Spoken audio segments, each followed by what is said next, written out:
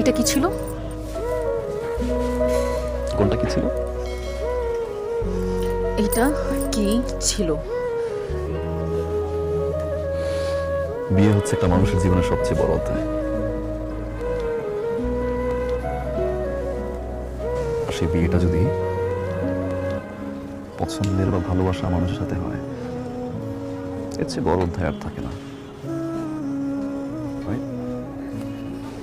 আমরা একটা সারপ্রাইজ দিই, এত বড় চ্যাপ্টার লাইফের সারপ্রাইজ দিয়ে জানাই। তোমার এই সারপ্রাইজ আমাকে অনেক কষ্ট দিয়েছে, আমি অনেক কষ্ট পেয়েছি। তুমি কি ভেবেছো তুমি বিয়ে করতে আসবে, আমি ঠ্যাং ঠ্যাং করে বিয়ের জন্য রাজি হয়ে যাবো? তো তো তো আমি এই মুহূর্তে ভিতরে গিয়ে মা বাবাকে বলবো আমি এই ছেলেকে বিয়ে করব না।